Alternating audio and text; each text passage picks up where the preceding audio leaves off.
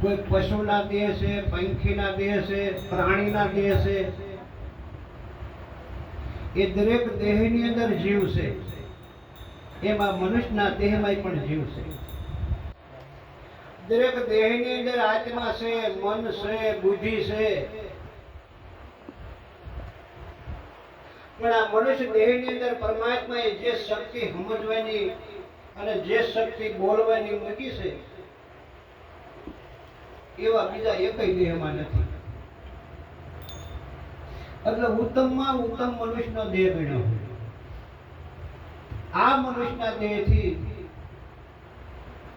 84ના બંધનમાંથી જીવાત્મા છૂટી અને પરમાત્માનું જે પરમ ધામ છે અહીંયા પામી જાય છે. જો જીવાત્મા પરમાત્માના પરમ ધામને પામી જાય તો આને પશુમાં, પંખીમાં, પ્રાણીમાં, બીજા અવતારોમાં ક્યાંય પણ ટાઢ, તડકો, સુખ, દુઃખ કઈ વેઠવું ન પડે. આ રોટલી ખાતા ખાતા રાડા ખાવા જવું ન પડે. તો પરમાત્માને ધામને જો પામવું હોય, જન્મ અને મરણના સકરમાંથી છૂટવું હોય, તો મનુષ્ય મળ્યા પછી જીવાત્મા ભક્તિ ફલ ગમે એની કરે. પણ જ્યાં સુધી પોતાની ઓળખાણ ન થાય કે આની અંદર હું કોણ છું, જ્યાં સુધી પરમાત્માની ઓળખાણ ન થાય કે પરમાત્મા કોણ છે. જો આ વિશ્વની અંદર પરમાત્મા એવા છે, નો જન્મે કે નો મરે, નો આવે કે નો જાય, અને એ પરમાત્મા પાછા બધાની અંદર વ્યાપક છે. બધાની અંદર વ્યાપક છે તો એ પરમાત્મા ની ઓળખાણ જો થઈ જાય તો જીવાત્મા જન્મ અને મરણમાંથી છૂટી જાય છે. પરંતુ એ પરમાત્માની ઓળખાણ, એ આત્માની ઓળખાણ કોઈ વાર તહેવાર રહેવાથી થાય એવું નથી. કોઈ પૂજા પાઠ કરવી, વ્રત કરવી, ઉપવાસ કરવી, તીર્થ કરવી, માળા ફેરવવી, પણ એવી પરમાત્માની ઓળખાણ થાય એવું નથી. અને જ્યાં સુધી પરમાત્માની ઓળખાણ ન થાય ત્યાં સુધી આ જીવાત્માને બંધન છૂટે એવા નથી. તો પરમાત્માની ઓળખાણ થાય કેવી રીતે? એના માટે થઈને મહાપુરુષે કીધું છે કે ભાઈ ગુરુ બિન જ્ઞાન નહીં ઉપજે, ગુરુ બિન મટે નહીં ભેદ, ગુરુ બિન સંશય નહીં ટળે, ભલે વાસે 4 વેદ. 4 વેદ, 100 શાસ્ત્ર, 18 પુરાણ વાંચીને માણસ આમ મોહરો નીકળી જાય તો જ્ઞાન બાકી રહેશે. એ જ્ઞાન આવા કોઈ પ્રગટ ગુરુની ચરણે જવું પડે. ગુરુના ચરણે જવાથી પણ જોજો એમાં ગુરુમાં પાછા નોખા ભેદ આવે. ઘણી પ્રકારના ગુરુ હોય. આપણે કદાચ છે ને કોઈ જગ્યાદારી ગુરુની કંઠી બાંધી હોય, જ્ઞાન ન હોય, કોઈ મન રાજી થઈ જાય મેં ગુરુ કરાયા હે, પણ કંઠી બાંધે કઈ એમ આ જીવાત્મા છૂટે એવું નથી. કદાચ કોઈ જગ્યામાં જઈને ગુરુ કરાયા હોય, કોઈ અખાડામાં જઈને ગુરુ કરાયા હોય, કોઈ ગામમાં કોઈ સાધુના ગુરુ કરાયા હોય, તો આમાં ગુરુ કાન ગુરુ આવે. પછી મંત્ર આપે એવા ગુરુ આવે, લોકમાં માંડવી પહેરાવી દે એવા ગુરુ આવે, જેણા જેણા મોતીની માળા પહેરાવી દે કંઠી, અમે ગુરુની કંઠી એવા ગુરુ આવે. આવા ઘણી પ્રકારના જે ગુરુ આવે છે, પણ એ ગુરુ આત્માની ઓળખાણ ન કરાવે.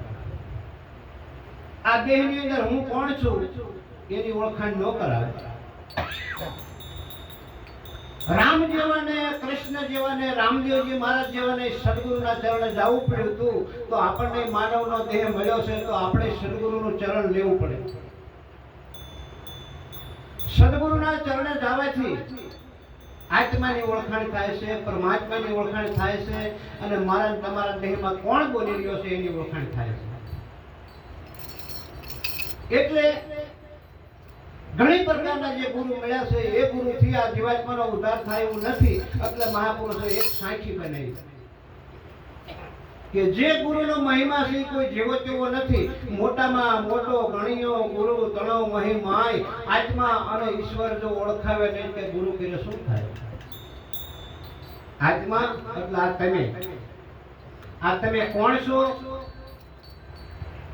જો આ શબ્દો રહ્યા ઈ જ્યારે અતિ સત્સંગ સાંભળવામાં આવે ત્યારે ઘરે પડે. બાકી સત્સંગ જાજો સાંભળ્યો ન હોય, અંદર ઉતર્યો ન હોય અને એમ કહેતા હોય કે તમને ન ઓળખું છું કે આ હું એટલે આ દેહરીઓ હું કે તમે નથી. આ જે પડ્યો રહેવાનો બોલવા વાળો વ્યવહાર, આ જે બોલવા વાળો છે ઈ મને તમને હાથ પગ હલાવી રહ્યો છે, આંખથી ભળાઈ રહ્યો છે, કાનેથી સાંભળી રહ્યો છે, એક શરીરની અંદર નોખા નોખા કેટલા કાર્યો કરાવી રહ્યો છે. એક પુરુષ છે અને એ પુરુષ કેવો છે? કોઈ દી જન્મોય નથી, કોઈ દી મરવાનોય નથી. આ દેહ જન્મો છે, દેહ મરવાનો. એટલે હમણાં જે ગંગારામ વાણી બોલ્યા હતા કે વીજના ઝબકારા જેવું જીવન છે, ભક્તિનું ભાતું બાંધી લ્યો. વીજનો ઝબકારો એટલે શું? આકાશમાં વીજળી થાય ત્યારે જોજો એક ઘડીક જ દેખાય, પહેલાય ન હોય પછી ન હોય. એ ઝબકારો થાય ને ત્યારે એક સેકન્ડમાં અદ્રશ્ય થઈ જાય. એ મારો અને તમારો દેહ જે આ બધા અત્યારે દેખાય છે પહેલા નહોતા. આપણા દેહની ઉંમરની આમ યાદી કરો કે 40 વર્ષના, 50 વર્ષના, 60 વર્ષના, કોઈ 70 વર્ષના થયા છે. તો 60-70 વર્ષ પહેલા તમારા કે મારા આયા દેહ નહોતા અને ફરીને પાછા આયા નહીં હોય. જેવી રીતે વીજળી આકાશમાં દેખાઈને અદ્રશ્ય થઈ જાય છે, એમાં માનવના દેહ બધા દેખાણા છે પણ અદ્રશ્ય થઈ જવાના. વીજના ઝબકારા જેવું જીવન છે, જેને પડતા નહીં લાગે વાર કે ભક્તિનું ભાતું બાંધી લો. ભક્તિ એટલે શું? ભ એટલે ભાગાકાર કરવાનો, ગ એટલે ગુણાકાર કરવાનો. આ ભાગ, તાગ ને ત્યાગ, લક્ષણ આવા 3 ભાગ પાડી અને જે વજન એને જાણવાના. આ તમારા દેહનો જે દેખાય છે એ રૂપ છે. આ દેહનો જન્મ નતો, આ દેહનો જન્મ નતો ત્યારે તમારું નામ હતું. જ્યારે તમારો કે મારો દેહ જન્મો ત્યારે દેહને કોઈ એમ નતું કહેતું કે આ હુરસિંહભાઈ જન્મા, કે રમાભાઈ જન્મા, કાળુભાઈ જન્મા, ફલાણા ઘેરે જન્મા. પણ આ દેહ જન્મો ત્યારે આ નામ લઈને આવ્યો નતો. આ દેહને ઓળખવા હાટું થઈ 500 વર્ષનું બાળક બને, બોની દીકરી ભેળા થઈ પછી નામ પાડે કે આને હુરસિંહ કહેજો ને, આપણા ઘરમાં કોઈ નથી. આવી રીતે મારા તમારા બધાયના નામ પાડેલા છે. તો નામ છે એ તમે તો નથી. વિચાર કરી લીધો. આ દેહ તમારો નથી, નામ તમારું નથી, રૂપ તમારું નથી. આ ત્રણેયનો ભાગ ત્યાગ કરો. એને જે જાણવા વાળો દ્રષ્ટા પુરુષ રહે ને એ સદગુરુના ચરણે જે પછી સમજે. આવું સમજવા હાટું થઈ અને મહાપુરુષે પરમાત્માએ મને તમને મન આપ્યું. એટલે હમણાં વાણીમાં બોલ્યા હતા કે શબ્દ સમજવા મનડું મળ્યું છે. જોઈજો આ અવસર એળે નો જાય, ભક્તિનું ભાતું બાંધી લે.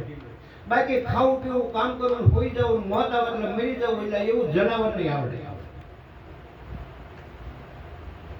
જનાવરને બુદ્ધિ એટલી નથી કે ભક્તિ કરી શકે, પરમાત્માનું ભજન કરી શકે, પોતાને ઓળખી શકે. પણ મનુષ્યને તો એવી બુદ્ધિ હતી. અને એવી બુદ્ધિ આપ્યા પછી જો પરમાત્માની ઓળખાણ ન થાય, અરે પોતાની ઓળખાણ ન થાય તો આ માનવ દેહ મળ્યો પણ શું કામ? અતિ મોંઘામાં મોંઘો માનવનો દેહ છે. અને આવું જ્ઞાન ગોળ બંગાળાનો રાજા ગોપીચંદ થઈ ગયો. ધન્યવાદ એની માતાને પોતાના દીકરાને સત્યના માર્ગે સડાવવાથી સદગુરુના ચરણે મોકલી દીધો. ગોળ બંગાળાનો રાજા ગોપીચંદ થઈ ગયો. એને 2 રાણીઓ હતી અને રાજ, વૈભવ, સુખ, સંપત્તિ કોઈ પાર નહીં. આપણે તો રાત દિવસ મહેનત કરવી પડે, લોહીના બે ફરતા ગામનો ઢાળ આવે થઈ પી મોજ કરવાની. એટલી બધી 2 રાણીઓ સુંદર, અને એ સુંદર નારીના મોહમાં રાજસભામાં બેહવાનો ટાઈમ નહીં. મેના વિચાર આવ્યો કે આ ગોપીચંદ આમાં જો રહેશે આ દેહ તો પડી જવાની. કોઈના દેહ ટીક્યા નથી, કોઈના ટકવાના નથી. આ ગોપીચંદના બાપાનો દેહ આવો જ હતો, એ પડી ગયો. એટલે મેનાવતી પોતાના દીકરાને ગોપીચંદને એક ભજન સંભળાવી અને સત્યના માર્ગે વાળવા માટે કહે છે, પણ એવી માં તો જગતમાં કોક જ હોય. નકર ભજન સત્સંગમાં જાતા તો માં ઠપકો દે, ચાલો મનો હુઈ જાય કે નહીં, રાતના ઉજાગરા કરે છે, હવે વહેલું નહીં જગાય. કોઈ મેનાવતી પોતાના દીકરાને શું કહે છે? કહે મેનાવતી સુણો ગોપીચંદ, વગાડો નહીં હાલશે, બે કડે છે. એ માનસી થામણ મારી રે,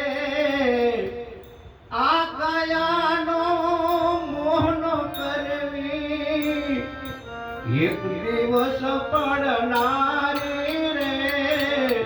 કહે મેનાવતી સુણો ગોપીચંદ, હે બેટા,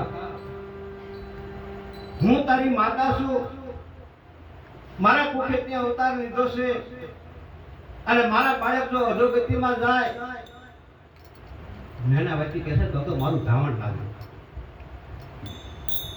બીજી કડીની અંદર પોતાના દીકરાને સમજાવવા માટે શું કહે છે?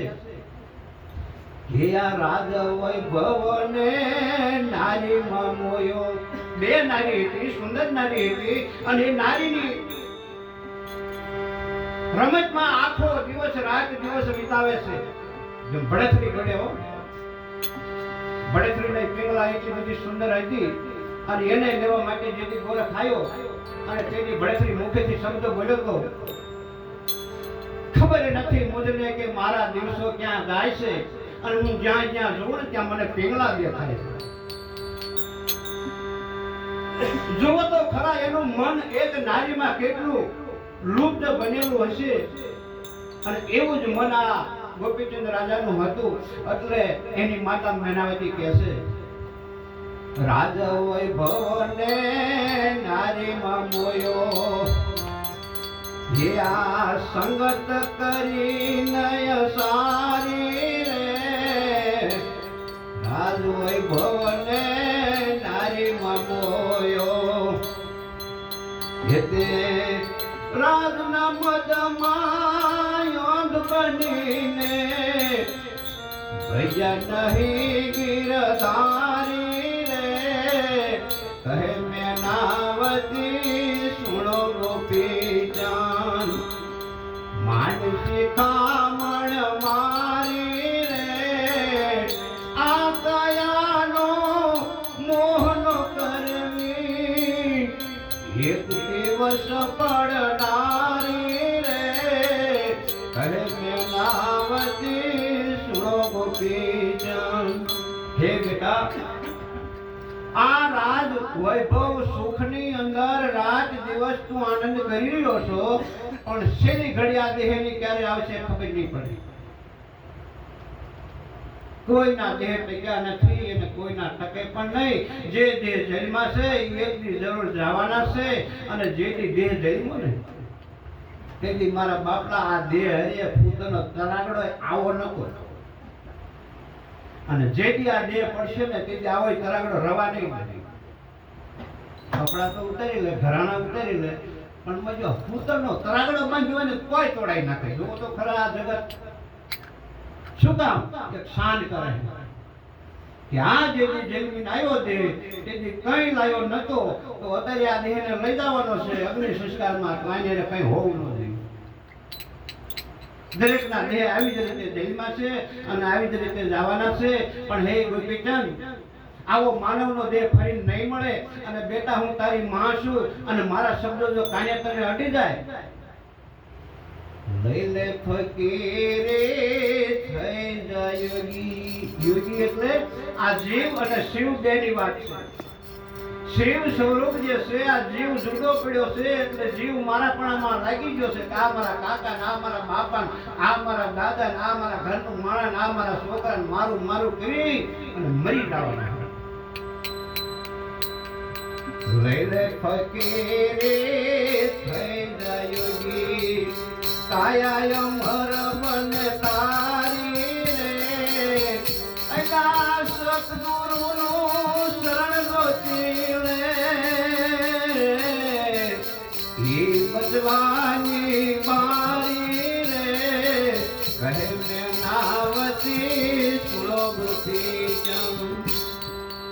આ ગોળ બંગલાનો રાજા ગોપીચંદ ક્યારે થઈ ગયો હશે એના શબ્દો જે આમ ઘૂમી રહ્યા છે કે જો બસવું હોય ને તો એક જ બારી છે. આપણને એવું લાગે મળ્યા ગુરુ મહારાજ વાળા કે આપણા ગઢે વખતે નતું ને હાથે ક્યાં થઈ ગઈ. એવું નથી, આદિ અનાદિથી હાલ્યું આવે છે. વશિષ્ઠ મુનિના શરણે જો રામ ગયા હોય તો એ પોતાના સ્વરૂપને જાણવા કે હું કોણ છું. રામદેવજી મહારાજ જો બાળનાથ પાસે ગયા હોય તો એ પોતાના સ્વરૂપને જાણવા કે આની અંદર હું કોણ છું. કૃષ્ણ ભગવાન જો દુર્વાસા મુનિના ચરણે ગયા હોય તો એ પોતાના સ્વરૂપને જાણવા. એમ આ માનવનો દેહ કોઈ પણને મળ્યો હોય પણ પોતાને જો ઓળખવો હોય તો સદગુરુના ચરણે જવું પડે. પણ જો ઓળખવો હોય તો 84 માંથી છૂટવું હોય તો બાકી કોઈ જવાબદારી નથી. આ મનુષ્ય શીખ્યા પછી આપણા છોકરા આપણા હગાવાલા કુટુંબ કબીલો કોઈ મારા બાપના એ હજારો વર્ષ વ્યા છે કોઈ ભેગા નહીં થાય કે આ મારો છોકરો હતો એના બહુમાં. એટલે જે કઈ આનંદ છે એ માનવ દેહમાં છે. આ માનવ દેહની અંદર આનંદ કરતા આનંદ સ્વરૂપ થવાનું છે. અને જે પરમાત્મા છે ને એ આનંદ સ્વરૂપ છે. એ આનંદ સ્વરૂપમાં આનંદ મેળવી લેવાનો છે. જેમ દૂધમાં પાણી ભળી જાય એમ આ જીવ મટીને જ્યારે શિવ બની જાય તો આ મારાપણાનો દાવો છે ને જ્ઞાનથી છૂટી જાય. અને જો જ્ઞાનથી છૂટી જાય તો આ માનવનો દેહ મળ્યો એનો ખેડો સફળ થઈ જાય. એટલે હવે બીજી વાણી આપણે ઉપાડી કદાચ વગાડવું છે વગાડી દો. વગાડો ગંગારામ ભાઈ હાલ. બીક લો પાણી. એ ભાઈ પાણી પાવ જરી.